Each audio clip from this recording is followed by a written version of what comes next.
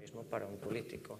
Solo tienes que contactar a una agencia pública y luego yo voy a recibir después una notificación que Chris ha pedido información sobre tu sueldo. O sea, toda esta información es pública. Yo trabajo en una agencia pública y toda la función pública en Suecia está bajo el control de su patrón, son los ciudadanos. O sea que si algo que te parezca raro, si te preguntas cuánto hemos gastado en la fiesta de personal de Navidades en Suecia, tú tienes el derecho como ciudadano de contactarnos y nosotros estamos obligados a mostrarte esta información. Muy bien. Bueno, la entrevista está montada un poco de ver cómo es el modelo sueco institucional, que es este, y cómo es el nuestro, que es ninguno, y cómo Participación Ciudadana está intentando llegar a un modelo, pero no es institucional, es una fundación ciudadana. Entonces, es un poco ver. Bueno, una pregunta más para los dos. ¿Qué es una ley de transparencia? Vale. Bueno, yo tengo un poco el rollo ya entrenado porque nosotros en Cibio, junto con Access Info Europe, que es una ONG que lleva luchando por este tema 6-7 años, fueron los pioneros en España, llevamos mucho tiempo insistiendo, básicamente yo los últimos 2 años, en que se apruebe una ley de transparencia en España, ¿no? Una ley de acceso a la información o de transparencia, lo que dice es que cualquier información que tiene la administración pública es pública, debería ser accesible por los ciudadanos. Entonces, si un ciudadano pregunta, la administración está obligada a responder. Hay una serie de excepciones como seguridad nacional, aunque, como decía Jacob, igual deberíamos intentar quitarla, pero no, seguridad nacional, privacidad. Hay una serie de restricciones, pero la idea básica es: nosotros pagamos impuestos, la información que ha creado la administración debería estar disponible para los ciudadanos. Y de hecho Suecia tiene la primera ley de transparencia del mundo, en 1700 algo también. O sea Es un poco así, y sobre todo que es algo que ya es una tradición tan grande que no hace falta contestarla. O sea, que no sería aceptable hoy día en un país como Suecia decir que deberíamos cambiarlo. O sea, que es algo que la gente lo utiliza periódicamente. O sea, que todos los veranos en agosto ya sabemos que por la cuestión de que no hay muchas noticias en agosto, nosotros ya contamos que tenemos muchas preguntas de periodistas que quieren saber cómo administramos esto, qué correspondencia hemos tenido con una determinada persona, etcétera. O sea que si sabes también que estás dentro de este sistema, tampoco te vas a sentir muy seguro si quisieras pues engañar a alguien, porque sabes que tienes grandes probabilidades que te van a pillar y grandes probabilidades que haya consecuencias si te pillan. Y bueno, España es el único país europeo de más de 1 millón de habitantes sin ley de transparencia, y uno de los puntos fuertes de la campaña electoral del PP fue que en los primeros 100 días el gobierno sacaría una ley de transparencia. Sí. Y el borrador que han presentado es como si fuera de los años 80, como si Internet casi no existiera. Sí, bueno, la verdad es que está preguntada un poco para una ponencia, pero básicamente para hacer el resumen... ¿Qué está pasando? Sí, básicamente España es, junto con Chipre y Luxemburgo, en Europa el único país que no tiene una ley de transparencia, ¿no? Hay 94 países en el mundo que tienen esta ley, nosotros no. El PSOE tuvo en el programa electoral durante 8 años, los años que ganó, o sea, no cuando está en la oposición, sino realmente cuando ganó, lo tenía en el programa que iba a aprobar esta ley, no hizo nada, ni siquiera presentó el borrador en el Congreso. El PP dijo que lo iba a hacer en 100 días, lo que consiguió fue al menos presentar un anteproyecto, pero luego se ha ido retrasando toda la tramitación, de forma que todavía el borrador de ley está todavía en el Congreso y está en fase de enmiendas parciales ahora mismo. Entonces, además, el principal problema no es solo que llegue tarde en la legislatura, sino que es una ley que, como tú dices, podría haber sido aprobada en los años 80, porque no habla de Internet, no habla de formato de datos, está bastante anticuada y no aprende de todo lo que se ha ido aprendiendo en todas las leyes de acceso a la información del mundo en los últimos años.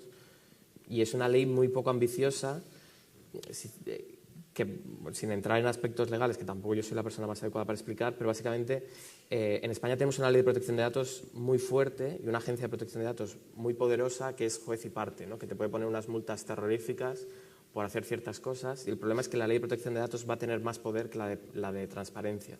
Entonces, ya empezamos a ver, y lo veremos mucho más, que cuando tú pides cualquier información políticamente sensible, como por ejemplo qué viajes ha hecho el presidente del Consejo General del Poder Judicial, te van a decir, no, esto es información personal. Tú dices, no, bueno, pero lo has pagado con dinero público. No, pero es información personal. Entonces, eso es uno de los problemas principales. Luego hay muchísimas dudas sobre hasta qué punto va a haber un organismo independiente que realmente obligue a contestar.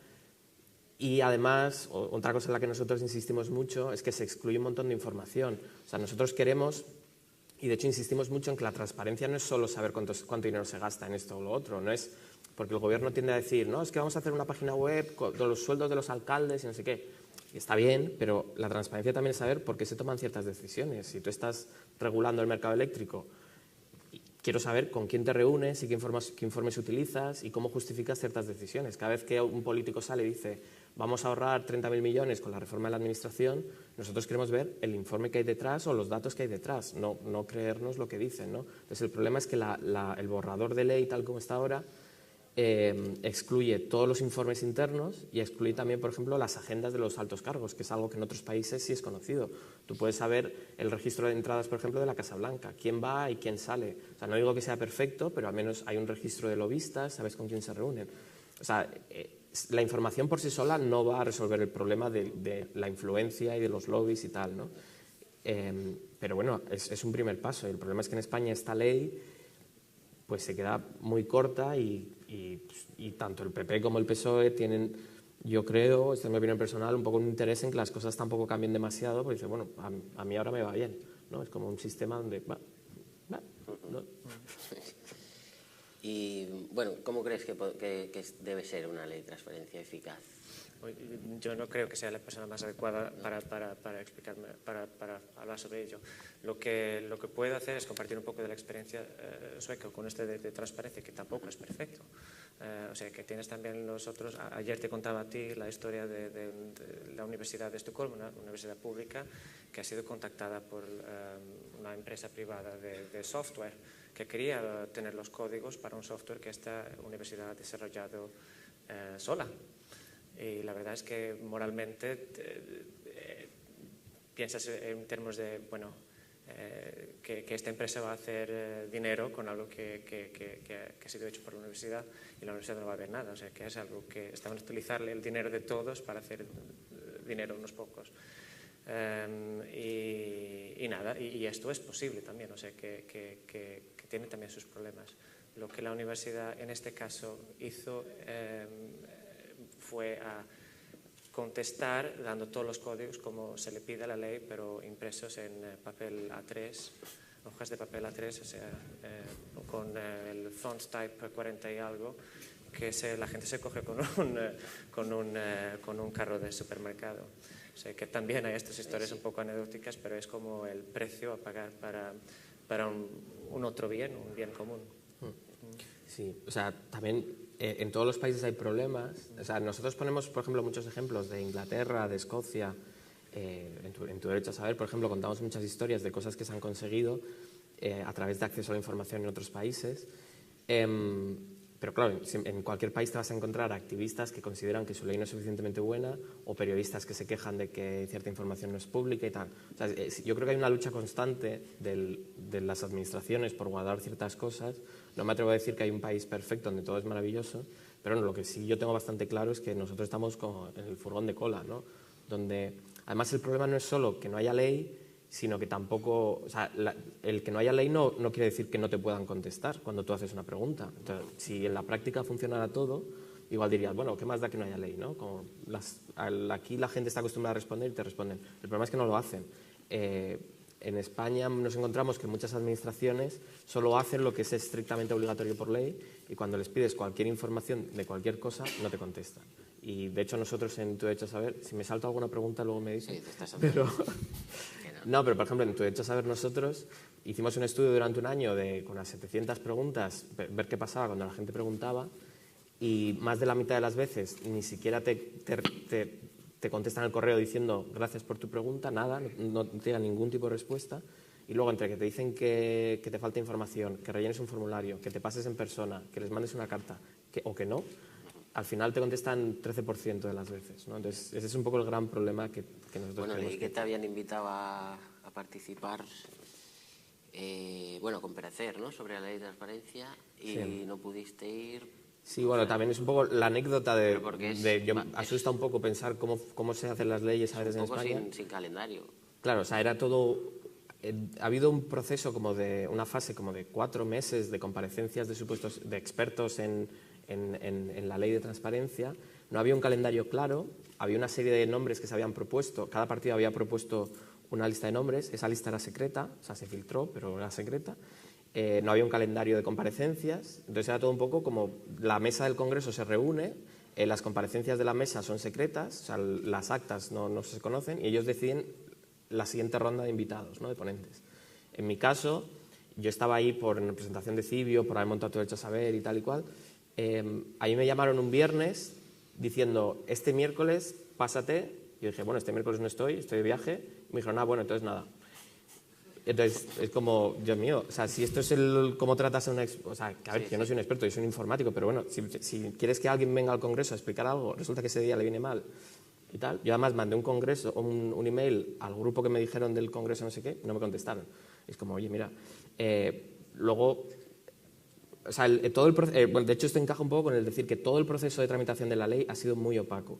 En esa misma lista de personas propuestas estaba la gente de Access Info, que son expertos mundiales en acceso a la información, que están basados en Madrid, porque vinieron aquí un poco para decir, bueno, es como en los tebeos de Asterix, el último pueblo que no está ocupado, ¿no? Pues vamos a Madrid para hacer presión desde ahí. Están aquí en Madrid y no les invitaron porque estaban, yo creo, vetados, a pesar de que habían sido propuestos por partidos minoritarios.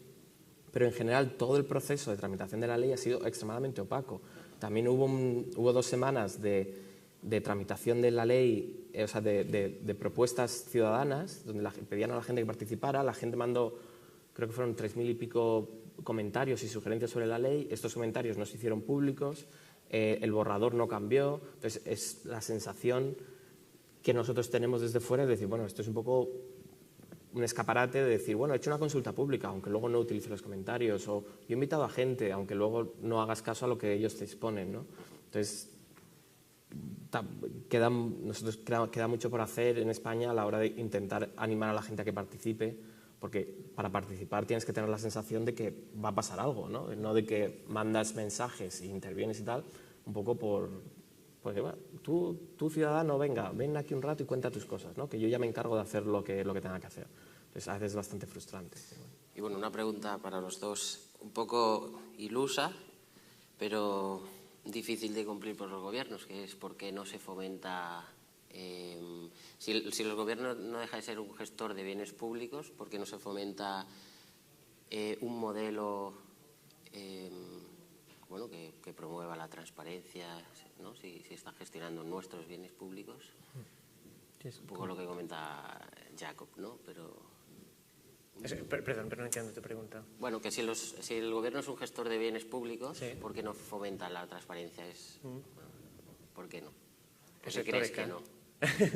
Es retórica tu pregunta. Total. Fui yo el único que no parece. Hombre, yo entiendo que hay una inercia. O sea, yo tampoco conozco mucho el caso sueco para decir hasta qué punto ellos lo hacen o no. Yo conozco el caso español un poquito más. Tampoco. Hay una inercia enorme. Tenemos unas instituciones donde el concepto de transparencia o de participación no está muy inculcado en la cultura, entonces cuesta muchísimo cambiar las cosas y es natural que todo el mundo tiene un miedo al cambio y una reticencia a cambiar, ¿no? Entonces, si tú tienes o sea, no quiero culpar ni a los funcionarios, ni a los dirigentes, ni a los políticos y tal, pero es una combinación de decir, toda gran institución cuesta mucho cambiarla, empresa privada o administración pública, da igual. Entonces, hasta ahora las cosas se han hecho de una determinada manera, donde las administraciones sí que en teoría son gestores de lo público, pero en la práctica yo creo que la gente no lo tiene muy asimilado, ¿no? Yo creo que en otros países, en los países anglosajones, por ejemplo en Reino Unido, yo creo que la gente sí que tenía más asumida el concepto de que trabajan para ti, ¿no? Y de hecho la página de My Society, donde dan información sobre el Congreso, se llama They Work for You, trabajan para ti. Y esto es un poco la idea que nosotros también intentamos insistir mucho, es decir, o sea, el diputado, el el gestor, el director general, el secretario de Estado, realmente trabaja para ti, pero tenemos que obligarles a que actúen como si esto fuera, o sea, estamos obligados a que entiendan y que actúen así, porque si les dejamos para la administración es más fácil actuar sin hablar con los ciudadanos, tenemos que exigir que realmente las cosas se hagan de otra forma, ¿no? Tenemos que ser conscientes de que realmente trabajan para nosotros y exigirlo constantemente y decir, oye, ¿por qué no me das la información? Te he hecho una pregunta, ¿por qué no me contestas? ¿No? Entonces, bueno, en España a veces cuesta mucho porque no estamos muy acostumbrados. Pero, por no ser el cenizo del evento, porque estamos hablando de ciberoptimismo, cuando digo que hay un problema cultural, también digo las culturas se cambian. Y yo siempre pongo el ejemplo de, antes en España se fumaba dentro de los bares y había una nube de humo y al día siguiente llegabas a casa y estabas como diciendo, uff, tengo que tirar la ropa. Pero cuando se puso una ley, o también, por ejemplo, era muy común beber y después coger el coche y conducir, ¿no? Pero cuando pones una ley de puntos, obligas realmente a los bares a no permitir fumar, la gente refunfuña y se queja y tal y cual, pero al final la gente se acostumbra a salir a fumar fuera. Entonces, con la transparencia podría ser lo mismo. Si tú haces una buena ley y obligas realmente a que la información sea pública, la cultura se puede cambiar y la rutina se puede cambiar y la gente se puede acostumbrar a decir, bueno, cualquier correo, cualquier documento, cualquier presupuesto, si me lo piden lo pongo. O sea, no sé, podemos hacerlo. Sergio, la campaña que ayer comentábamos que no es una más de las campañas que habéis sacado, la de Curator of Sweden, bueno, que es una forma de empoderamiento ciudadano y que la gente puede compartir.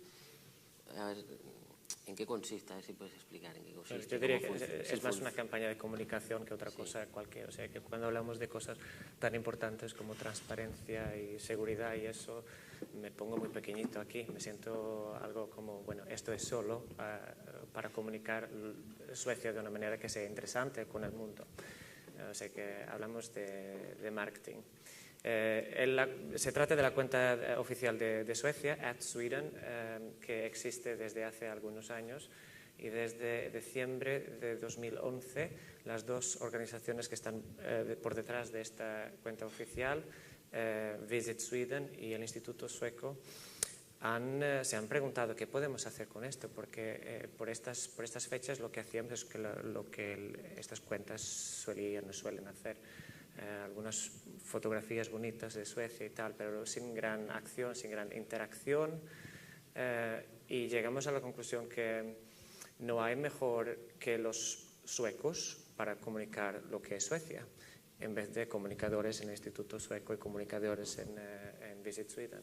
Entonces surgió la idea de convertir esta cuenta de Twitter en el proyecto Curadores de Suecia, donde a cada semana un sueco toma el control de la cuenta de Twitter y puede tuitear para todo el mundo, para todos sus seguidores, sobre su vida, sobre lo que quiera. La verdad es que no hay censura. Nosotros mismos vemos los tweets cuando toda la gente ve los tweets. Hay algunas restricciones, no puedes tener un discurso de odio racial, de homofóbico. Hay pocas reglas, pero son bastante claras. No puedes promocionar marcas comerciales, por ejemplo, pero bueno. Y luego hay también guidelines. ¿Cómo se dice eso? Guías de estilo. Sí, gracias. Para ello, intenta no quedar con alguien en la cuenta, hazlo privado. Pero estamos muy orgullosos de decir que hasta ahora no hay nadie que haya rompido contra las reglas. O sea, no hemos tenido que intervenir ninguna vez. Aunque tuvimos ya bastantes episodios que nos han preguntado y que hemos recibido bastante presión para hacerlo. Bueno, que es una cosa que comentábamos ayer, que es una tontería, sí, es una tontería dejar el Twitter, pero no es tanta tontería, ¿no? O sea, tiene bastante cosa, sí, porque deja el Twitter de Gobierno de España y a ver si se atreven a escuchar lo que la gente quiere decir. Sí. Entonces y esas opiniones están ahí. Entonces las opiniones de la gente, de los ciudadanos de Suecia, se están escuchando. O sea que es eso, o sea, no es un derecho humano poder tener acceso a la cuenta de Twitter. Es casi es casi una broma si lo digo así, pero sí, estamos orgullosos de ello. Es una señal de una democracia muy saludable, muy segura de lo que es Suecia y de qué tipo de valores son importantes, los de libertad de expresión, y un país que está listo a enseñarlo no por palabras, sino por actos. Y también yo creo que estoy de acuerdo en que es representativo de algo más importante, y también yo creo que es una muestra de confianza en los ciudadanos. Un problema que tenemos a veces en España es que las administraciones tratan a los ciudadanos de una forma muy paternalista, como diciendo, no, es que esto no te lo voy a contar porque es que no vas a entender. Oye, ¿cómo te voy a decir lo que cobra este tipo? Oye, ¿cómo te voy a decir lo que nos hemos gastado en vuelos de los diputados? Es que no lo vas a entender. Es que, nada, tú quédate viendo los programas de Salsa Rosa y tal, ¿no? O sea, hay una falta de confianza tremenda, como decir, no, yo me encargo de gestionar la información porque es que si la saco, me vais a sacar historias amarillistas y no sé qué. Entonces, así realmente, si tratas a la gente como niños, pues ellos también se comportan como niños, ¿no? Entonces, el hecho de decir, confiar en la gente, decir, mira, te dejo la cuenta de Twitter, haz lo que quieras durante un día, pues a mí me parece representativo. Y también me parece representativo cuando lo comparas, por ejemplo, con la marca España, o sea, el cómo se gestiona marca España, que es una cosa es lo que comentábamos anoche, lo que se gestiona de una forma súper centralizada, intentando solo dar una imagen positiva de todo, sin reconocer que hay partes que no funcionan, y lo único que consigues es una reacción brutal en Twitter, donde todo el mundo se parte diciendo, cada vez que hay algo malo en España, el hashtag marca España, ¿no? Entonces consigues justo lo contrario, donde cada vez que sale un policía dándole porrazos a alguien, marca España. Entonces, es eso, o sea, es realmente yo creo que es una cosa pequeña, pero es una muestra de una actitud de la administración pública respecto a los ciudadanos. ¿Y lleva mucho tiempo? O sea, ¿ha participado mucha gente en el...? Ahora somos casi 67.000 seguidores en la cuenta. ¿Y la gente que escribe?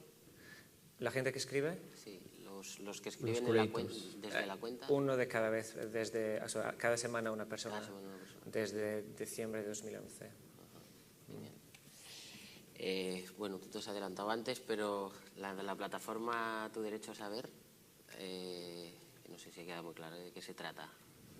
Sí, pues un poco por intentar cambiar la cultura y por facilitar que la gente pueda hacer preguntas, nosotros lo que montamos Tu Derecho a Saber, que es algo que ya existía en Inglaterra y en otros países, es cuando a ti te dicen hay una ley de transparencia, dices, pues no sé, ¿qué hago con esto? ¿No? Realmente no basta con aprobar una ley, sino que hay que explicarle a la gente qué puede hacer y para qué sirve y de qué se trata esto, ¿no? Entonces, lo que se ha hecho en otros países, básicamente la ley dice, tú tienes derecho a preguntar y la administración está obligada a contestarte.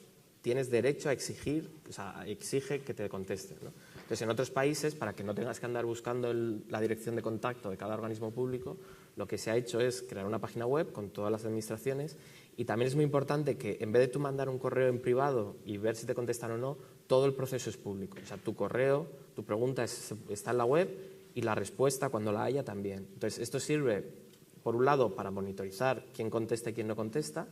Sirve también para que la gente aprenda y vea las preguntas que están haciendo sus compatriotas. Es decir, pues en Madrid han preguntado el presupuesto para limpieza de jardines, pues yo en Málaga también voy a preguntar.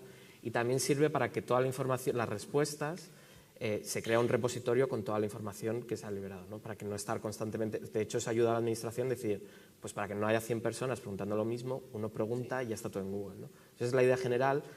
Normalmente, en los países normales, primero se aprueba la ley y luego se hace la web.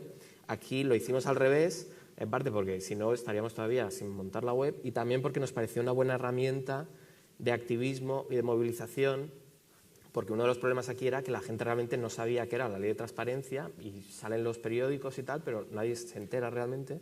Entonces nos parecía importante que la gente viera la situación actual y que viera el tipo de preguntas que se hacen, y también intentar, bueno, que eso no sé si lo hemos conseguido, intentar que el gobierno dijera, bueno, pues veo el tipo de preguntas que hay, veo que hay demanda, que la gente quiere saber muchas cosas. Y cuando hay... Mostrar que no se pregunta solo por dinero, o sea, que no todo es saber cuánto cuestan los iPads de tal o cual, o sea, que realmente la gente quiere saber por qué se toman ciertas decisiones, o quiere saber qué pasa con el hospital de su barrio porque no se ha ejecutado cuando se suponía que se había aprobado. O sea, se preguntan muchísimas cosas, no solo de dinero, aunque también se pregunta mucho de dinero, y queríamos usar la web para esto, ¿no? y facilitar en lo posible que la gente pueda hacer preguntas. En la práctica es muy difícil porque te pone muchos obstáculos, entonces nosotros insistimos, les pedimos a la gente que insista con sus preguntas, que no se den por vencidos la primera vez que no te contestan.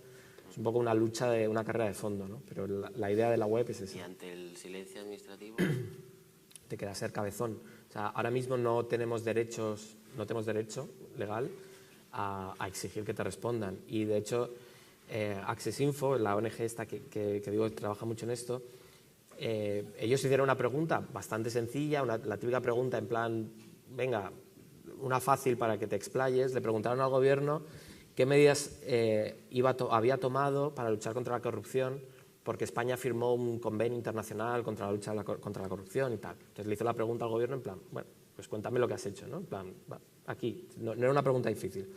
Esto fue como hace 5 años o algo así, no les contestaron, fueron a juzgado, no les dieron la razón, apelaron, acabaron en el Tribunal Supremo, esto fue como hace 6 meses, acabaron en el Tribunal Supremo, perdieron, porque el Tribunal Supremo les dijo que solo el Parlamento tiene el poder de pedir responsabilidades al gobierno, que lo suyo no era una pregunta normal, sino que era una petición, que pedían responsabilidades y que pedían tal, y que por tanto no tenían derecho y además tenían que pagar las costas. Tuvieron que pagar 3.000 euros por las costas del juicio.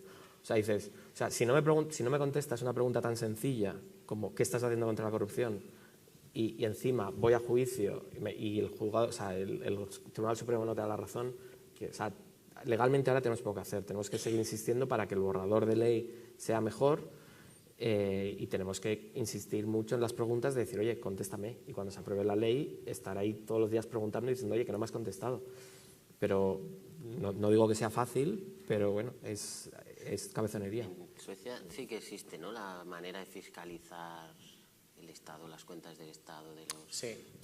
Es público y lo que dices no es solo una ley, sino algo que la gente utiliza muy a menudo, de todas formas. O sea, con esto de contestar, el año pasado, creo, uno de los periódicos más influentes y más leídos hizo un test y ha enviado la misma pregunta, una pregunta también general, sin ninguna agenda, solo como para testar una data de políticos de todas las familias políticas, y luego lo ha publicado cuánto tiempo ha tardado a contestar, y luego se ha entrevistado a ellos. ¿Por qué has tardado tú tanto tiempo? Tú eres lo que tardas más tiempo a contestar esto. O sea, la pregunta ni siquiera era polémica, ¿no? Sino era solo como un test. O sea, que no es solo algo que esté en el papel, sino algo que la gente utiliza. Y como tiene algún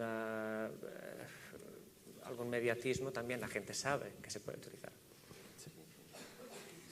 En Inglaterra, por ejemplo, la página original, yo creo que fue la primera que intentó hacer esto, de publicarlas, es donde nosotros nos inspiramos para hacer Tu Derecho a Saber. En Inglaterra se llama What Do They Know?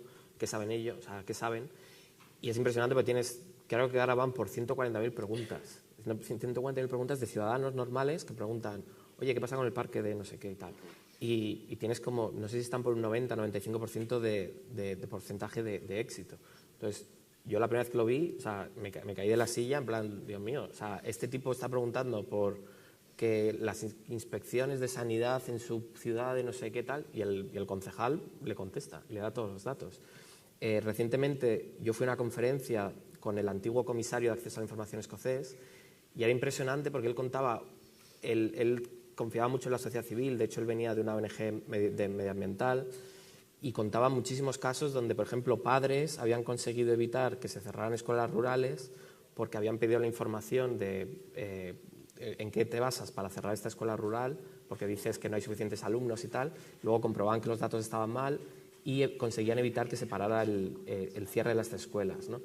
Y a raíz de esto empezamos a mirar un poco en Escocia, y puedes ver, por ejemplo, como en la Seguridad Social escocesa, en una web, todas las preguntas que se hacen en hospitales, tienes desde investigadores que quieren ver cuántas fracturas ha habido en Escocia en piernas y en qué parte de la pierna, a gente que quiere saber los contratos de telefonía de los hospitales y les contestan diciendo, pues mira, hemos pagado tanto y hemos mandado tantos SMS y hemos mandado tal y tenemos tantos teléfonos y tal. O sea, cuando tú lo ves, al menos yo personalmente, cuando ves una lista de preguntas reales de gente normal y ves las respuestas, te preguntas, ¿y esto por qué nosotros no lo tenemos? Quiero decir, ¿yo por qué no?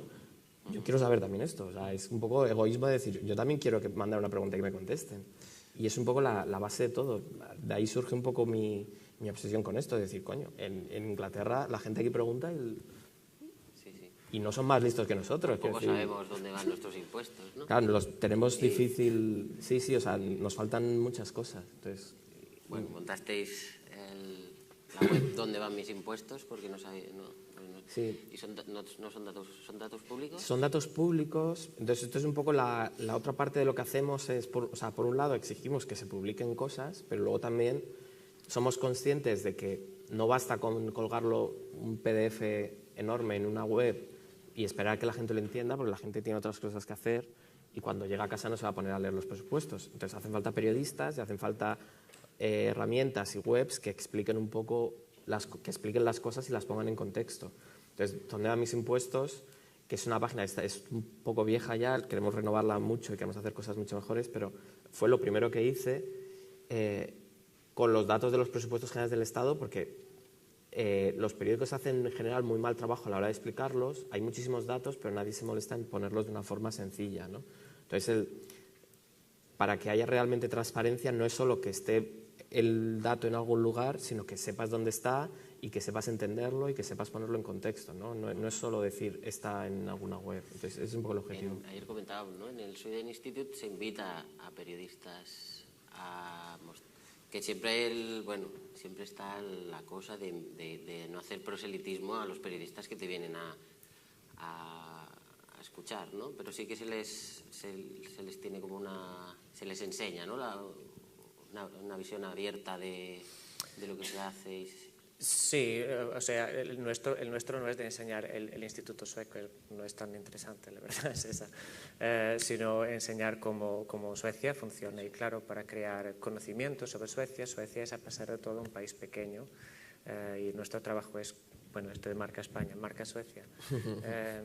Y lo nuestro es entre lo mucho que hacemos, invitamos a menudo periodistas extranjeros que tienen algún interés en algún tema, puede ser del medio ambiente, puede ser de cuestiones jurídicas. Y eso lo que hablamos ayer ha sido de nosotros somos los primeros que enseñamos lo que no funciona también y lo hacemos por muchas razones, porque es cierto, porque no omitirlo, algo que es importante no sería correcto, porque sería contraproducente intentar esconder algo, y porque los periodistas ya sabemos que viven de contraste, ¿no? O sea, lo que es perfecto no es noticia. Y luego también porque cuando lo hacemos y decimos que esto no es perfecto, estamos lejos de eso, pero te lo vamos a enseñar también, te emitimos una señal. Decimos que a pesar de que no es perfecto, es demasiado importante para que no hablemos de él. Ya ves, bueno, la diferencia, ¿no? Pero bueno, optimismo. Lo conseguiremos. Quiero decir, bueno, ¿creéis que en este caso el periodismo de dato puede abrir nuevos caminos o empezar a introducir a periodistas, ¿no? Enseñarles, puede abrir nuevos caminos de fiscalización? Nosotros intentamos, no es que está un poco de moda ahora hablar de periodismo de datos y tal, o sea, nosotros al final lo que estamos diciendo es, lo que queremos es un periodismo riguroso, basado en documentos, en fuentes que puedas comprobar y alejarse un poco de lo que vemos mucho, que es declaraciones de uno, declaraciones de otro, sin contrastar los números, o estar meses debatiendo sobre globos sonda de un ministro que dice que va a cambiar no sé qué de la educación y luego al final dice que no lo va a hacer. Pero toda esa información que estás sacando tú no lo están haciendo los periodistas. Nadie se ha puesto a rebuscar. Claro, porque nosotros creemos que hay un hueco ahí donde, o sea, nosotros creemos mucho en algo que se hace en otros países, la colaboración de informáticos y periodistas, o sea, un poco redacciones mixtas. O sea, yo empecé solo, yo empecé como informático que tenía curiosidad por los presupuestos y hice una aplicación. Yo ahora miro atrás y digo, me se quedó un poco a medias, pues no es suficiente, no tiene suficiente detalle, no explica realmente las cosas, es un poco, dejas a la gente un poco ahí sola, ¿no? El periodista es al revés, el periodista sabe encontrar una historia, sabe lo que es importante, sabe cómo llegar a la gente, entonces es fundamental trabajar juntos y nosotros vemos como que nosotros queremos dar datos y dar información para que los periodistas puedan contar las historias de forma rigurosa y que la gente pueda verificar las historias de los periodistas. Nuestro último proyecto fue el Indultómetro, que es que son 10.158 indultos sí, desde 1996. Sí, casi 10.200 desde el año 96. O sea, el indultómetro surge en parte de una frustración personal por el caso Sáenz, o sea, que es un poco paradigmático, es decir, un banquero que ha conseguido meter en la cárcel a gente con una denuncia falsa y que después de 15 años pleiteando le condenan y entonces un gobierno le indulta y el otro intenta cambiar la ley para que, a pesar de tener antecedentes penales, pueda seguir siendo vicepresidente del Santander. O sea, es un caso bastante representativo un poco del decir, bueno, ¿esto qué es? ¿No? A raíz de esto y de otros grandes indultos que hay en España, desde condenados por terrorismo, policías condenados por torturas, políticos condenados por corrupción. Además, había una sensación, por ejemplo, en Cataluña, políticos que reconocieron haber condenados por corrupción con seguridad y tal, fueron indultados por el PP, o sea, gente de CIU es indultada por el PP, entonces tienes la sensación de decir, bueno, aquí somos enemigos políticos, pero en algún momento al final somos todos lo mismo, ¿no? Y yo te ayudo porque tú me ayudas y tal. Entonces, a raíz de esta frustración y de no tener datos sobre los indultos, queríamos hacer algo, ¿no? Entonces, para no caer en la anécdota de decir, han indultado a un kamikaze aquí o han indultado a una madre aquí, que la tarjeta de crédito, o sea, hay casos famosos que a veces salen, pero no tienes la visión global, no sabes cuántos indultos se dan, no sabes cuánto se tarda en dar un indulto, no sabes si se indulta más a los condenados por malversación de fondos que a los condenados por tráfico de drogas. Entonces, para intentar responder eso, nosotros aportamos la tecnología, lo que hicimos fue bajarnos el BOE de los últimos 20 años y buscar cada indulto con programas y sacar toda la información y entonces trabajar con periodistas para que ellos cuenten la historia, para que ellos aporten todo el conocimiento que tienen de haber estado trabajando en el tema y de saber por qué indultan a alguien o no, o cuáles son las relaciones. O sea, es un trabajo conjunto realmente, no de unos contra otros. Bueno, y esto los gobiernos, bueno, al menos el nuestro no utiliza Open Data, con lo que están los datos en PDFs, con lo que sí. Todo con lo que es muy difícil extraer los datos, con lo que al final... Sí, y este es un poco el Open Data o datos abiertos, es básicamente la idea de que pues, los datos, toda la información, todos los datos que tenga el gobierno se pueden ofrecer, pero ofrecer además vigilando la forma en que se hace para que sean más útiles. En vez de, esto es un poco técnico, por no contarlo la parte técnica, pero en vez de publicar unos PDFs o una información, colgarla en una página web así de forma incómoda, ofrecerlo abiertamente para que la gente pueda trabajar con estos datos que ya los hemos pagado una vez con nuestros impuestos, ¿por qué no intentar reutilizarlos? Copiar datos no cuesta nada, es gratuito, bajarse un fichero es gratuito, ¿por qué no lo vas a poner a disposición de la gente? Inicialmente, bueno, el Open Data, los datos abiertos, tienen muchas aplicaciones. Por un lado lo puedes ver como una forma de generar actividad económica, porque si por ejemplo liberas los datos meteorológicos, pues puede haber empresas que los usen para hacer ciertas cosas, ¿no? También sirve para hacer aplicaciones en el día a día. Antes de Cibio yo ayudé a organizar un concurso de programación de datos abiertos, entonces mucha gente por ejemplo hacía aplicaciones para el móvil para saber dónde estaban los autobuses, dónde podías pillar una bici de estas de alquiler, si había bicis o no había bicis, dónde están las farmacias de guardia. Son datos que las administraciones tienen, los ayuntamientos tienen, que si los liberas, la gente está deseando hacer cosas con esto, por hobby o por posibilidad de negocio, ¿no? Entonces, tiene muchas aplicaciones, una de ellas es la transparencia, el decir, bueno, si yo tengo, por ejemplo, la lista de subvenciones en un formato fácil de manejar, o los presupuestos, o los contratos públicos, yo puedo vigilar y puedo analizar quién se ha llevado el dinero, ¿no? Una de las quejas que hemos hecho, una de las críticas que hemos hecho a la ley de acceso a la información es que un poco se olvida de todo esto, como diciendo que es una ley un poco anticuada en ese aspecto, que no vemos un apoyo claro por parte del gobierno de decir, bueno, pues vamos a liberar información. Se hacen, bueno, por no enrollarme mucho, a veces se crean portales de Open Data y se hacen infraestructuras, igual que se han hecho aeropuertos, pero vemos poca sustancia y lo vemos un poco con un objetivo bastante estético. O sea, cuesta encontrar casos de administraciones públicas que se crean toda esta historia. Pero bueno. ¿Y qué otras acciones se están llevando a cabo desde el Swedish Institute para fomentar el Open Government? ¿Y alguna destacable? Sí. El Instituto Sueco no hace policy, o sea, no comunicamos Suecia como ella existe. O sea, que nosotros no tenemos iniciativa política, somos como el Instituto Cervantes, si lo quieres comparar. Bueno, ¿o qué acciones está enseñando al resto? Lo que sí nos toca mucho enseñar es un poco de esto, de cómo funcionan las instituciones públicas, de cómo funcionan los mecanismos de control para discriminación, por ejemplo, los mecanismos de control que los medios de comunicación tienen disponibles para hacer su trabajo. Y enseñarlo al mundo exterior, a los que tienen interés en saberlo. Y nada, y luego tenemos, claro, esta iniciativa de Curators of Sweden, que es tan solo una iniciativa de comunicación, pero bueno, es una fracción de nuestro trabajo. ¿Y cómo se financian vuestras organizaciones? A duras penas. No, Cibio nace en febrero. Yo tengo un socio que se llama Jacobo Elosua. Él y yo habíamos intentado hacer cosas de Open Data un poco en nuestros ratos libres, veíamos que hacía falta un poco más de estructura y de tal, entonces decidimos montar la fundación, pusimos de nuestros ahorros un capital inicial de 50.000 euros, 48.000 euros. Entonces el año pasado, o sea, esto fue en febrero del año pasado, pues el primer año nos financiamos con donaciones de amigos,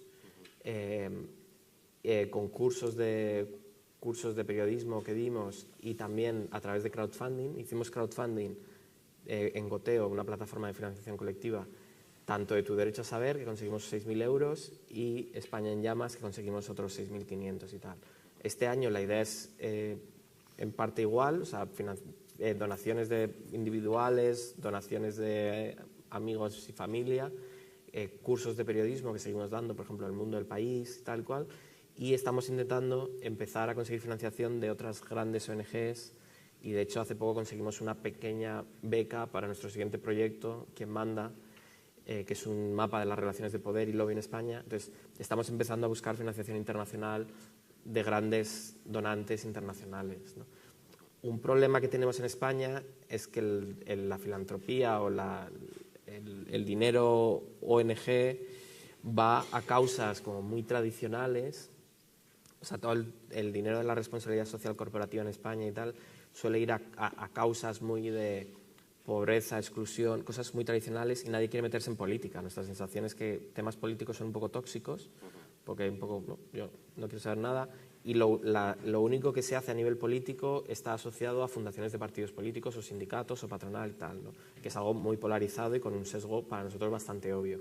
Entonces nos parecía que había un hueco ahí de decir, bueno, yo quiero tratar temas sociales, políticos y tal, pero sin estar asociado a ningún partido y tal. Entonces, estamos intentando encontrar ese hueco y conectarnos con los grandes donantes internacionales, porque si miras, por ejemplo, lo que hacemos nosotros en otros países se hace muy bien. En Estados Unidos tienes la Sunlight Foundation, en Chile tienes Ciudadano Inteligente, y suele haber financiación de mucho dinero, de millones de dólares, de gente, de filántropos americanos que ponen dinero para este tipo de cosas, ¿no? Entonces vamos a intentar, pues eso, conectar con esa red. Sí, o el Swedish Institute, si quiere patrocinarnos. Mi respuesta es bastante más corta, ¿no? Nosotros nos financiamos de impuestos. Sí. Surgió al acabar la Segunda Guerra Mundial, ¿no? Sí. Ha permanecido hasta ahora. ¿Cuáles son los próximos? Bueno, ha sobrevivido a los cambios políticos, a los cambios en toda Europa, y ¿cuáles son el futuro de...? En el futuro vamos a invertir mucho en talento, atracción de talento para Suecia, porque Suecia necesita de gente cualificada para su mercado de trabajo, o sea que trabajamos mucho para crear condiciones, becas para estudiantes que se van a Suecia, que estudian, que hopefully se quieran quedar allí para trabajar. Eso por una parte. Por otra parte, hablar mucho en el Instituto Sueco, como te digo, es una organización de comunicación. Invertir mucho en comunicar a niños y jóvenes donde el conocimiento de Suecia es más bajo, de acuerdo con nuestros estudios, y esto es también una tendencia global. Y sobre todo, lo más lejos estamos de Suecia, menor es el conocimiento que hay de este país. También no es tan raro, ¿verdad? Y nada, o sea que mucho para el talento, los jóvenes y los niños. ¿Y tú tienes unos proyectos en mente? Bueno, nuestro siguiente proyecto, que queremos encerrarnos en la oficina y ponernos a trabajar, se llama Quien Manda. Es un poco, bueno, como decía antes, uno de los problemas que tiene la ley, el borrador actual de la ley, es que no incluye información sobre agendas de los altos cargos, quién se reúne con quién, y a nosotros siempre nos ha parecido algo fundamental en España porque nos parece fundamental que haya transparencia en cómo se toman decisiones, y también porque vemos que hay como no me atrevo a llamarlo casta, aunque es una palabra que a veces se usa, la casta y tal, pero sí que hay un grupo de gente muy, muy interconectada entre sí, que un día es ministro y otro día es consejero en una eléctrica, ¿no? Y que un día recibe una medalla de oro de la Gran Cruz de Isabel la Católica y al día siguiente va a la boda de no sé quién, ¿no? Entonces, queremos mostrar estas relaciones de poder, los revolving doors, que se llaman en inglés, expolíticos que acaban en empresas privadas. Queremos mostrar todo esto, entonces es algo que se ha hecho en otros países para periodistas y cosas así. Nosotros queremos hacerlo atractivo para cualquier persona. Estamos buscando fotos, estamos intentando documentarlo todo con fotos para que sea muy visible, que no te digan solo, qué sé yo. Por ejemplo, a mí una foto que me impactó mucho en su día, cuando Zapatero, en la noche electoral del 2010-11, llega a Ferraz, la noche electoral, en un coche con un consejero de Telefónica al lado, ¿no? Porque resulta que son amigos. Decir, o sea, este es el presidente del gobierno, es el candidato a las elecciones, pero también va con un tipo de Telefónica en el coche. O sea, es como, ¿y esto qué es? Entonces, o las famosas fotos de la boda de Aznar y cosas así. Quiero decir, esto es igual en un lado que en otro, ¿no?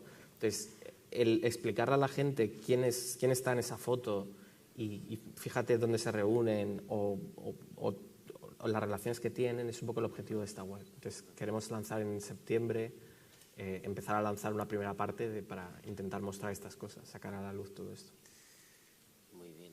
Bueno, si podemos pasar al turno de preguntas, si tenéis alguna por ahí.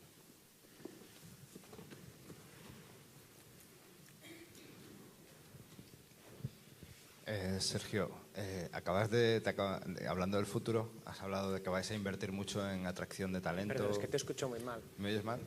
Sí, acabas de decir que desde Swedish Institute vais a invertir en atracción de talento, sí, porque es lo que necesitáis, nosotros también, se nos está yendo el nuestro. Así que nos gustaría saber un poco así los planes que tenéis o un poco cómo pensáis atraer talento a Suecia o cómo pensáis hacerlo. Muchas gracias. Bueno, lo nuestro es de comunicar cómo es vivir en Suecia. O sea, por ejemplo, si yo digo aquí que vivo en Suecia, aunque sea portugués, lo primero que me preguntan es cómo puede sobrevivir el invierno. O sea, comunicar un poco cómo es, o sea, explicar que la realidad, que la realidad no es tan asustadora como puede parecer. Y lo otro es que, por ejemplo, tenemos un programa de becas para estudiantes de fuera de la Unión Europea, para que puedan venir a estudiar a Suecia. Y esto es, bueno, el objetivo es bastante egoísta. La verdad es que hay estudios que dicen que todos los que se quedan después trabajando en Suecia, que vienen de un otro país, pues son puertas de oportunidad para Suecia hacer negocios con otros países. O sea que todo esto es muy, muy práctico. Aunque es también una inversión a mucho largo plazo, que es muy difícil decir que, bueno, a partir del 2016 tenemos return on investment. Pero bueno, facultar también información sobre cómo es trabajar en Suecia, lo que te hace falta, si hay interesados. studyinsweden.com, workinsweden.com. Yo trabajé en Suecia, a mí me trataron muy bien, ¿no? Yo me fui de Erasmus a hacer el proyecto fin de carrera y luego me ofreció trabajo a Ericsson, que tenía una oficina muy importante en el pueblo donde yo hacía la carrera y me lo pasé muy bien. Y el sueco además no es tan difícil de aprender como parece, ¿sabes? Yo no voy a pagar un café por esto. Un café no. Una pregunta ahí. Sí. La pregunta era para David, un poco en confianza, por eso, para reivindicar el ciberoptimismo ese que no parezca un cenizo.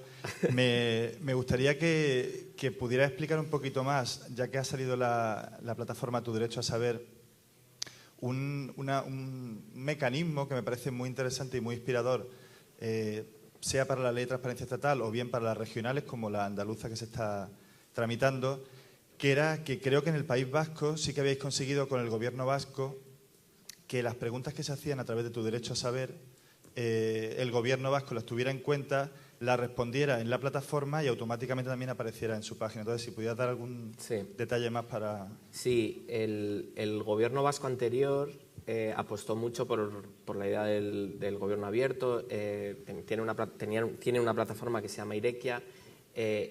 No llegaron a aprobar una ley de transparencia, pero sí que se comprometían, digamos, un poco a contestar todas las preguntas que les llegaran. Entonces nosotros lo que hicimos, tenían su propia plataforma de preguntas y respuestas, pero como ellos decían, bueno, queremos que la gente pregunte donde quiera y que da igual, no tienen por qué venir a nuestra propia plataforma a hacer la pregunta, si preguntan en otro sitio da igual. Entonces montamos una pequeña pasarela tecnológica para que si tú preguntas en Tu Derecho a Saber algo al Gobierno vasco, pues nosotros nos encargamos de que las preguntas les llegue. Ellos tenían ahí su aplicación de móvil para que el responsable le llegara la pregunta y cuando ellos contestaban nos llegaba la respuesta. Es un poco la idea de, lo ponemos fácil, quiero decir, si yo tengo aquí un sitio para recibir preguntas y tú también, pues bueno, pues si podemos pasarnos la pregunta, ¿por qué no? Esto contrasta bastante con las actitudes que nos encontramos en otras administraciones. Por ejemplo, en Navarra es la primera comunidad autónoma que ha aprobado una ley de transparencia. Antes contestaban las preguntas razonablemente bien, más o menos. Ahora tiene una ley de transparencia, entonces piensas, bueno, ahora va a ir mejor.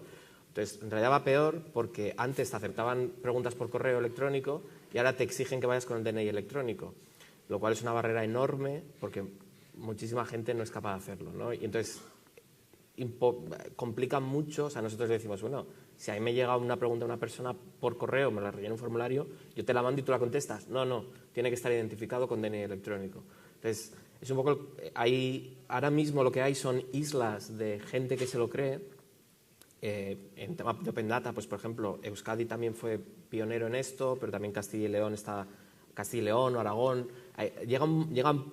Cuando llega la gente correcta a determinados sitios, empiezan a mover las cosas, o Man Garmendia en Navarra, por ejemplo, luchó para conseguir la ley de transparencia en Navarra, pero ahora mismo es una cosa un poco irregular que depende más de la buena voluntad de la gente en momentos concretos, ¿no? Entonces yo espero y deseo que la ley de transparencia andaluza sea una buena ley y que llegue a buen puerto, y nosotros intentaremos, bueno, aparte de hacer el seguimiento de las preguntas en Andalucía y ver que realmente se cumple la ley, pues si en algún momento tenemos que adaptar algo para que las preguntas lleguen mejor al organismo que sea, pues tal. O sea, nosotros somos flexibles y pedimos también un poco flexibilidad también a las administraciones públicas, de decir, bueno, ¿por qué no aceptas un correo electrónico? Que realmente, si alguien te pregunta el presupuesto de limpieza de Málaga, de no sé qué, ¿realmente necesitas que el tipo venga con el DNI electrónico?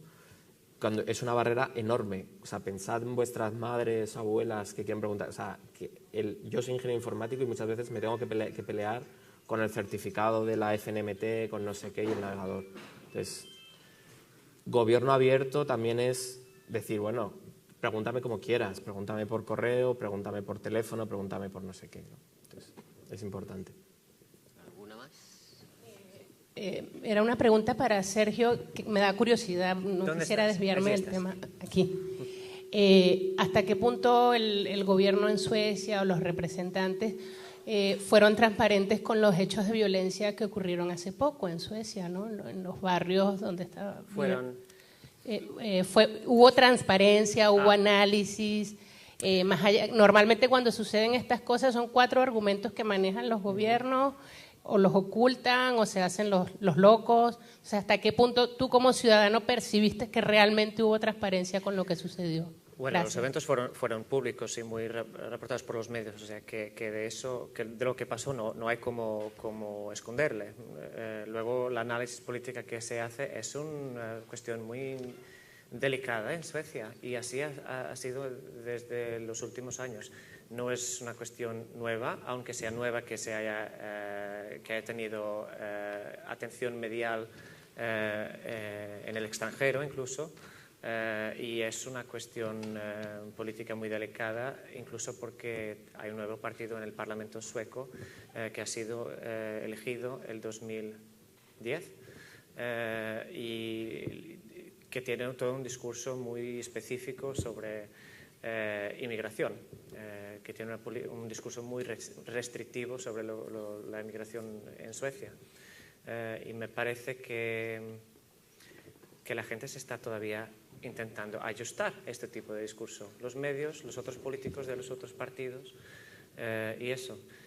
Lo último que leí sobre ello es que el ministro de Integración ha estado en esta zona de Husby, en Estocolmo, donde está pasado las últimas semanas. Al inicio de esta semana ha sido muy criticado porque ha tardado tanto tiempo a estar allí, a hacer una visita allí. Su justificación ha sido algo como la situación estaba tan infectada que si yo estuviera ahí justo cuando las cosas estaban pasando, pues podría ser aún peor. O sea que el foco del trabajo para seguridad y eso sería tener un efecto incendiario. Pero es una cuestión quizás la que tiene más dignidad en los medios de comunicación ahora mismo y la que es que tiene más atención en el debate político de Suecia. Y hay elecciones el 2014, o sea que creo que la gente tendrá realmente que decir a lo que viene en lo que respecta a inmigración. ¿Eso contesta tu pregunta? Sí. Vale, gracias.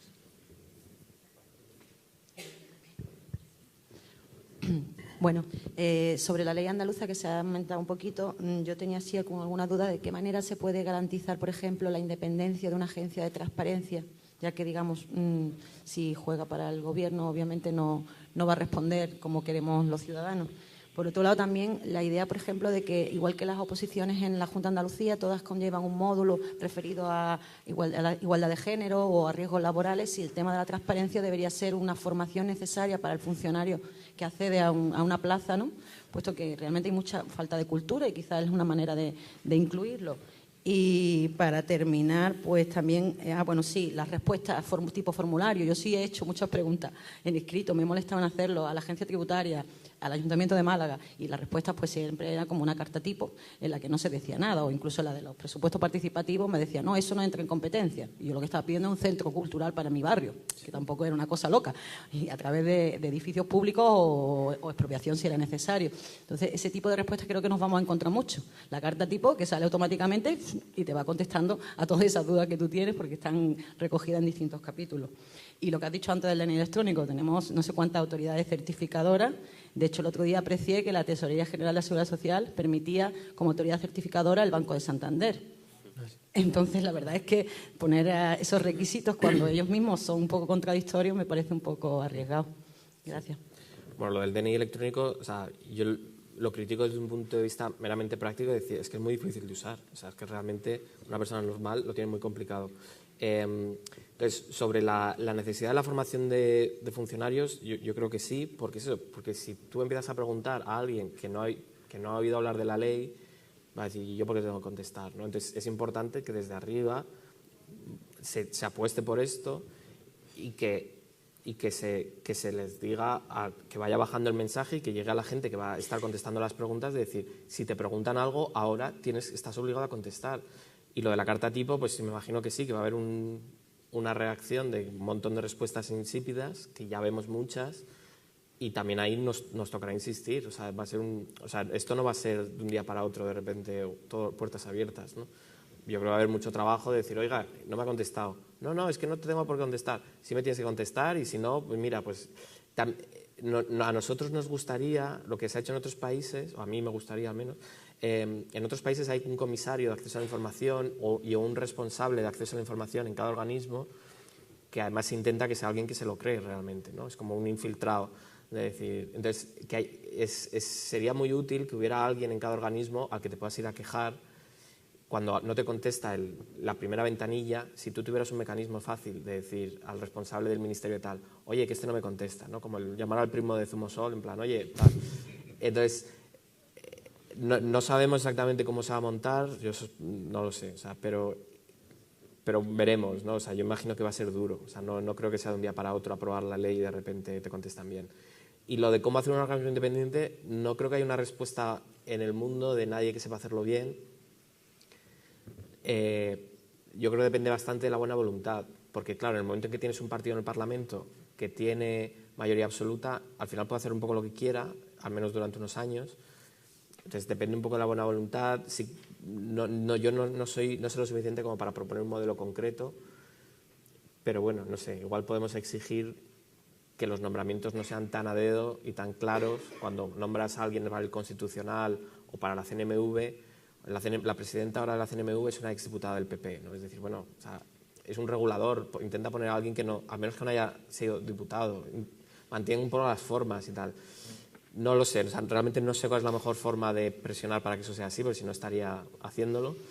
Pero bueno, no sé. Lo que yo puedo compartir sobre cómo funciona con la administración pública sueca es que los cargos políticos solo van hasta el secretario de Estado, que ya está justo abajo de un ministro.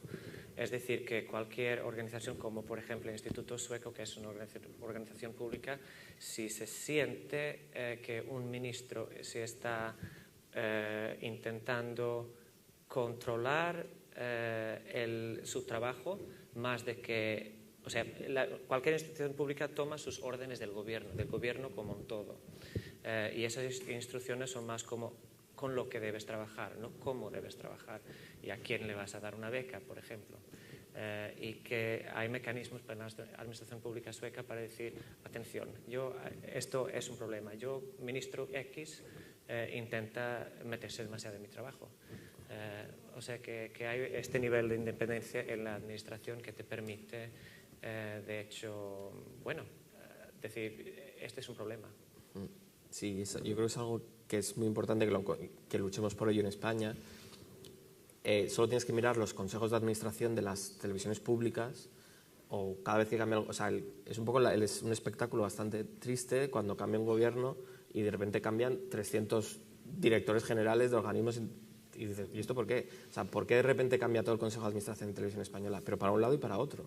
Entonces, el hecho de que la diferencia con Inglaterra, donde el de la BBC es independiente, o se intenta que sea alguien independiente, hay que exigir que se guarden un poco las formas, ¿no? Entonces, pero no sé cuál es la mejor forma de hacerlo. Sí. La verdad que es súper interesante. Según iba hablando, me salían 1000 preguntas. Voy a intentar focalizar y ya las dejo para la comida. Sergio, me gustaría saber vuestra experiencia. Yo creo que es pionera a nivel mundial el haber dejado un Twitter a los ciudadanos. Ha sido en el campo del turismo. Me gustaría saber cómo se decidió. Cuando una persona dice, no, esto lo tienen que llevar los ciudadanos, ¿dónde estaba esa mesa que decía? ¿Y cuál fue el primer ciudadano? Un poco saber la perspectiva, cómo se lo tomaron. Y también, ¿El primer ciudadano qué? Los ciudadanos, o sea, ¿cómo se decidió? O sea, ¿cómo se toma esa iniciativa? ¿Quién lo toma desde el instituto? Dicen, no, esto lo tienen que llevar los ciudadanos. Porque habéis marcado una tendencia, es algo pionero. Ahora ya hay un referente. Otros gobiernos a lo mejor lo pueden hacer porque alguien se ha decidido hacerlo. ¿Quién toma un poco esa decisión y por qué? ¿En qué se estaba pensando en ese sentido? Y si esta iniciativa, ahora que ha funcionado también en el tema del turismo, la vaya a llevar también a otros ámbitos dentro del gobierno. Y Y espera un momento y ya le pregunto también a David. Me encanta la iniciativa nueva que vaya a sacar en septiembre, importantísimo saber. Como organización nueva, Fundación Ciudadana, que también me gusta mucho el concepto porque no hay, es verdad, dentro de nuestras formas sociales en España, una que identifique una nueva realidad que existe dentro de las organizaciones. Pues, ¿cuál es tu visión en este tiempo que lleváis, apenas así 2 años, 1 año y pico? ¿Cuál ha sido la recepción de la gente? ¿Cómo estáis haciendo múltiples iniciativas, todas ellas interesantísimas? ¿La gente cómo está reaccionando? Esta parte de educación que tanto habla de que nos tenemos que concienciar, ¿cuál es la perspectiva que estáis teniendo? ¿Cómo está reaccionando y qué es lo que más os ha sorprendido de la gente? La iniciativa Curadores de Suecia es más que solo una cuenta de turismo. O sea, que turismo, hemos hecho un estudio un análisis del contenido, lo que ha generado más retweets, interacción, lo que la gente ha marcado como favoritos, y el tema que más ha creado interacción, que ha tenido más efecto, ha sido de hecho el turismo, seguido de cuestiones sociales. Hablamos de igualdad entre hombres y mujeres, hablamos de derechos de niños, hablamos de familia, hablamos de impuestos, hablamos de política, hablamos de derechos gay. Lo bueno es que la gente, cuando habla, la gente no tiene el mandato de ser un diplomata de Suecia, pero hablando de su vida, enseña Suecia y crea debate alrededor de ello. Lo de la decisión, nosotros teníamos un cuento que está bastante bien, pero una cuenta de Twitter que está bastante bien, pero sin gran evolución, porque justo Suecia no es un país muy grande, tenemos menos de 1% de la población del mundo. Si te vas pregunto a montones de personas que es Suecia, te hablan de chocolates y relojes y eso, esto de Suecia es muy común. O sea que teníamos que, para encontrar una voz interesante para el mundo, teníamos que hacer algo nuevo, eso estaba muy claro. Lo de a quién tuvimos que pedir permiso para hacerlo, pues a nadie. Las dos organizaciones tienen mandato para hacer la comunicación de Suecia. Lo que sí hemos hecho es un análisis jurídico muy importante y un análisis de riesgo también algo importante que nos ha preparado en parte para lo que pasó después. Pero no te creas tampoco que en Suecia la gente le pareció muy normal y muy natural. O sea, tuvimos también que, con el tiempo, enseñar a la gente que esto es en serio. O sea, mucha gente, tuvimos mucha atención medial de todo el mundo y de Suecia también. Y la gente, yo tuve entrevistas de 1 hora con periodistas y les contaba cómo funcionaba y tal, cómo se elegía la gente y eso. Y al final el periodista decía, bueno, ahora ya te prometo, no voy a decir nada más, reproducir nada más de lo que me cuentes. Pero es cierto, o sea, no sois vosotros que creáis un alter ego que hace los vídeos. O sea, que tardó algún tiempo para que la gente entendió que era en serio. Tuvimos también muchos episodios que la gente decía, los curadores, los que tienen el control de la cuenta de Twitter, algunas obscenidades, algunas bromas que muchas personas les pareció de mal gusto. Y sucede muy a menudo que la gente bueno, ahora nada más de esto, ahora tenéis realmente que hacer algo al respecto de esto. Y la verdad es que a veces es difícil y muchas cosas que se escriben allí personalmente me parecen tonterías y a algunos de nuestros colegas también, variadamente, de manera variada, pero no se puede tener un proyecto de libertad de expresión más o menos. O lo bien lo es o no lo es. Entonces, incluso cuando la gente dice cosas que nosotros, que yo mismo preferiría que no lo dijeran, pues tengo que vivir con ello. Estupendo, soy fan. Que sobre lo que me preguntabas de la reacción, la verdad yo creo que en ese aspecto lo tenemos muy fácil. Toda la reacción de la gente ha sido muy positiva, porque yo creo que está todo el mundo tan quemado y tan harto que cualquier cosa que hagas es como decir, entonces las reacciones para todo lo que hacemos han sido muy positivas, la gente cree que es muy necesario. Incluso un proyecto como ¿Dónde van mis impuestos?, que yo ahora lo miro un poco como diciendo, lo hice ahí rápido, fue el primero, no sabía muy bien lo que hacía, y ahora me digo, se ha quedado un poco anticuado, no hace todo lo que podría hacer y tal. Aún así hay gente que lo ve hoy, lo descubre hoy y dice, oh, qué interesante. Yo ya estoy un poco pensando en cómo voy a hacer lo siguiente, ¿no? Entonces, eso es lo positivo de que todo el mundo te dice es fantástico lo que haces. Lo negativo es a menudo la frustración de un poco de intentar buscar el hueco por el que conseguir que cambie algo, decir, bueno, ¿cómo consigo que me responda a la pregunta? ¿Cómo consigo tal y cual, ¿no? Eso a veces es frustrante y cansa el tener que insistir en las preguntas en tu derecho a saber, acaba siendo un poco cansino. Pero bueno, ahí estamos. Y como decías, cuando has mencionado la palabra educación, yo me he acordado de un caso que a nosotros nos hizo mucha ilusión en Cibio. Un día nos escribió un profesor de Tomelloso porque él utilizaba ¿Dónde van mis impuestos? Era profesor de Educación para la Ciudadanía y de Ética en primero y segundo de secundaria. Bueno, no es el curso, era gente de niños de 12, 13 años. Entonces él utilizaba ¿Dónde van mis impuestos? Para que los niños hicieran redacciones sobre, por ejemplo, cuánto se había gastado en defensa o cuánto se había gastado en tal o en cual a lo largo de los últimos años y tal, ¿no? Entonces a nosotros fue un poco un shock de decir, uy, ahora hay niños en Tomelloso que están escribiendo sobre los presupuestos, intentando entender cómo se gasta el dinero en España, gracias a una cosa que hemos hecho y nos hizo mucha ilusión. Y de hecho fuimos a verles y además los niños, él era un profesor fantástico, un poco profesor de película, de estos súper motivados y tal.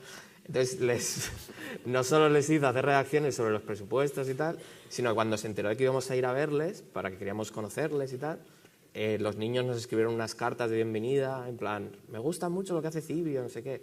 Es claro, de repente ves a niños de 12 años mandándote cartas de me gusta lo que haces, y claro, realmente esas cosas te motivan mucho, ¿no? Entonces, la verdad es que es algo que queremos hacer más, nos gustaría hacer comunidades didácticas o hacer, porque además va mucho en la línea de lo que queremos hacer y encaja muy bien el decir, esto no es solo para gente cínica de 30 años y tal y cual, los niños de 15 años también deberían saber cómo funcionan los presupuestos, por qué pagas impuestos, o deberían saber que tienen derecho a preguntar y que les contesten, que pregunten a su ayuntamiento cuánto dinero se han gastado en parques, qué sé yo, no sé lo que le preocupa a un niño de 12 años, pero algo así. Entonces, eso es algo que nos gustaría hacer más y que vamos a intentar hacer más y más, el llegar a la gente joven. Y iba a decir algo más, no me acuerdo. No, eso. Sí, no, es el que... Ah, vale, sí, no, que una cosa que a mí me gustó mucho es que el profesor les había pedido que hicieran murales, como los que hacías de pequeño, con el tema de los impuestos, ¿no? Entonces veías un poco cómo veían los niños los impuestos y ponían fotos de aeropuertos y carreteras y tal. A mí esa labor me parece fundamental, y que los niños entiendan que los impuestos van a pagar en las carreteras, en las escuelas y tal. Ya sé que es muy obvio, pero es que realmente nadie te lo explica. O sea, nadie te explica algo tan sencillo como que la sanidad y la educación la pagan las comunidades autónomas. O sea, yo mismo lo sabía, pero hasta que no lo vi en el dibujo de los presupuestos de España, no te das cuenta, si es que aquí no está el dinero. Y muchísima gente nos sigue preguntando, ¿pero cómo puede ser? No se gasta nada en sanidad y educación. Claro, no se gasta ahí porque lo paga la Junta de Andalucía. Entonces, no nos explican cosas fundamentales y muy básicas, y nos parece que es una de las cosas que queremos hacer, explicarlo desde jóvenes. La última pregunta.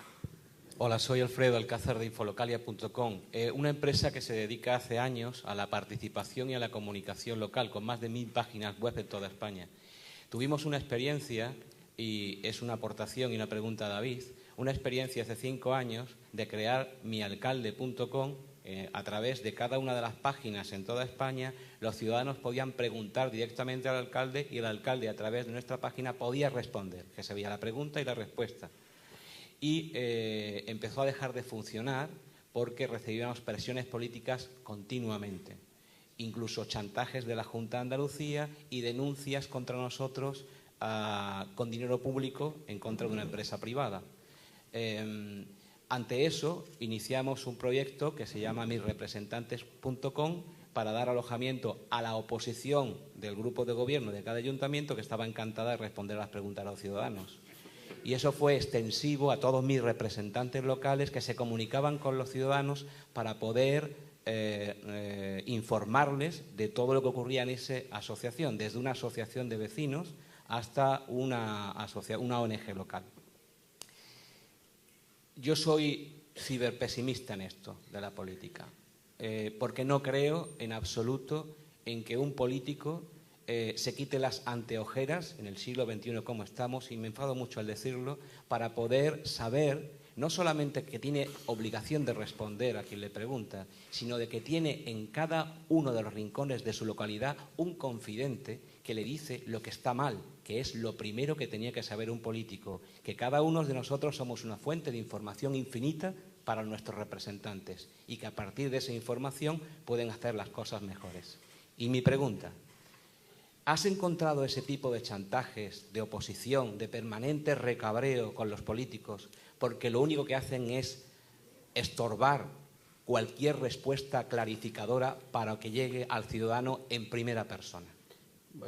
No, presiones, chantajes, malos rollos, amenazas y tal, no. O sea, nosotros lo que nos encontramos es mucho silencio, muchas trabas a la hora de no querer contestar, pero ahí se ha quedado Igual a nivel municipal, hombre, yo por ejemplo, a mí me gusta mucho la iniciativa Graba tu Pleno, donde intentan ir a grabar plenos municipales, que es algo que por ley debería poder hacer, y muchas veces se encuentran con un guardia civil que es amigo del alcalde, que les echa palos. O sea, ahí se ven cosas bastante terroríficas. Entonces, puede que las amenazas sean más comunes a ese nivel, algún pueblo, algún alcalde caciquil que quiere meterte follón, a nivel, con las preguntas que hacemos nosotros, lo que nos encontramos sobre todo son trabas y silencio, pero no amenazas.